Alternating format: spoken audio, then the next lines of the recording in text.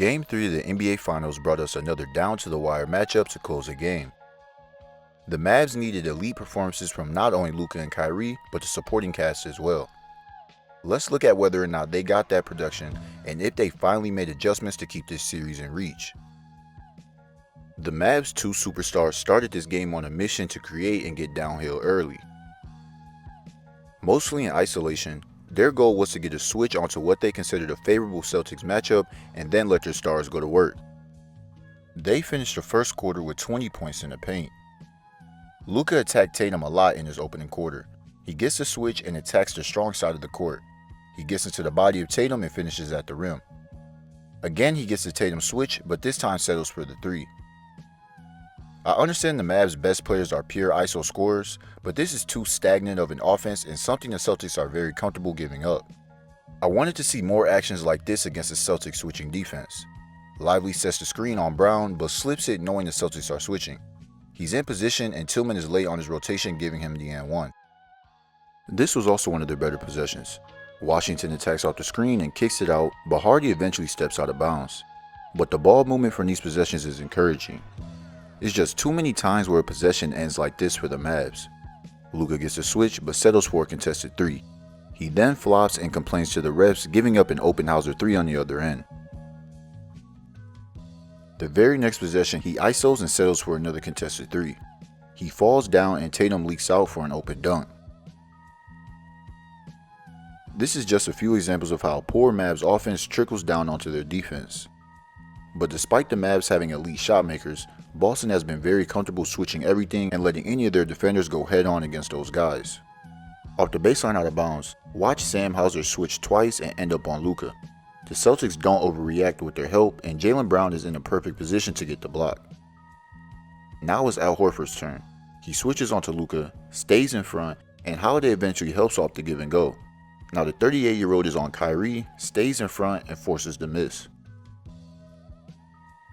Here again, the Mavs are hunting these matchups down the floor just to go ISO against them. But Al makes it tough and Kyrie misses the layup. There's not a single weak link defensively in the Celtics rotation. Now it's their fourth-string center switched onto Luka. Doncic gets a step on him, but he's able to recover with his length and contest a shot. There's not a single team in the league willing to switch pick and rolls with every roster player on their team like this. This is Xavier Tillman on an island with what people call the most skilled point guard of all time. The bench of the Celtics, or what they like to call themselves the Stay Ready gang, gave Boston huge minutes on defense in the first half. The Mavs shot 12 for 26 on Xavier Tillman, Sam Hauser, and Peyton Pritchard, but it was their defense on Luka and Kyrie specifically that stood out the most.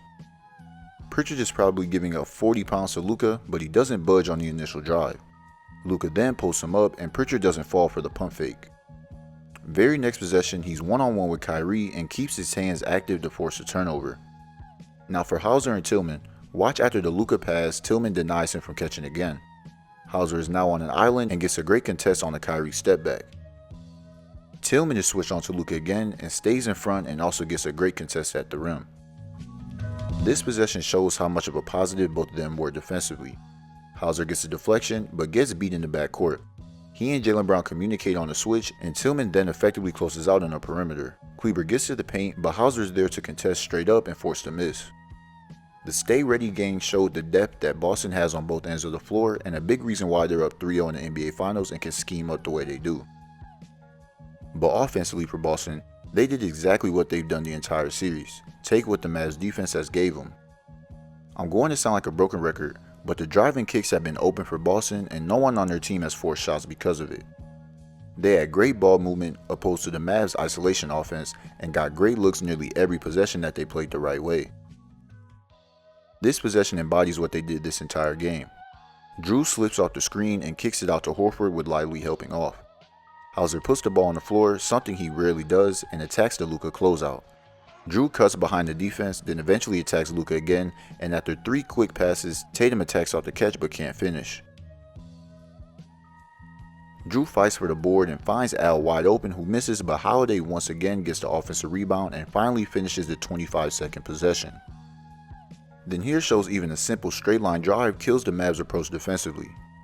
Dallas wants to show help even on the strong side, which opens up shots like these.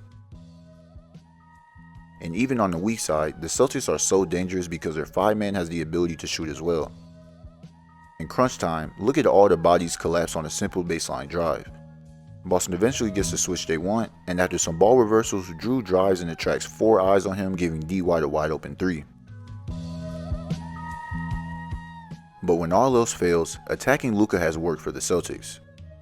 Luka has hurt his team defensively in ways we can't describe anymore. His offense often can dictate his defense. He settles in back-to-back possessions to close a quarter, giving Boston 5 free points. But even in the half court, he isn't engaged. First, he's on the weak side help, but falls asleep and Jaylen Brown front cuts him for a layup. Then later, he's now in help on the strong side, but he's sleeping again with a simple pass to Hauser for the 3. I've said this in each of my finals breakdowns, but if the Mavs have any chance of making this series respectable, he has to lock in defensively. But the highlight of maybe the series for me was his third quarter in crunch time offense from the Celtics. And what I think was maybe their best stretch offensively of the season, Boston knew they were going to get a good look each possession, but it was their execution that made it so special. Getting good shots, but we can get better shots.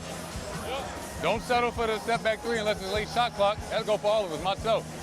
Every time we drive, we get a wide open 3. We got to have the ultimate trust right now. We're taking unbelievable shots. All right, we got to keep fighting for those great shots, and then know it starts with our defense. Right out of the gate, they made their first 7 shots of the third quarter. The ball moved great, and like they've done all series long, they forced the Mavs into their rotations and kept moving their bodies throughout all of it. This was my favorite action from them that was really effective. Tatum has been the screener for much of the playoffs, but here after the screen, they rotate the ball for a better angle with the pass and he seals the switch defender. But on the weak side, Drew lifts to the wing to clear the paint for Tatum, giving him the layup. They run the same thing at the very next possession, but White stays corner, and with Kyrie on Horford now, Brown can get the mismatch onto him and he goes right to the rim for the floater.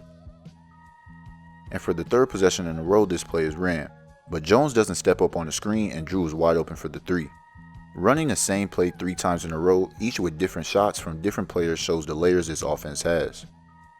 To once again show the drive and kick production, Brown attacks off the catch and Tatum fills a strong side wing to get open for a 3. This dunk makes it 7 straight buckets, but they're not done there.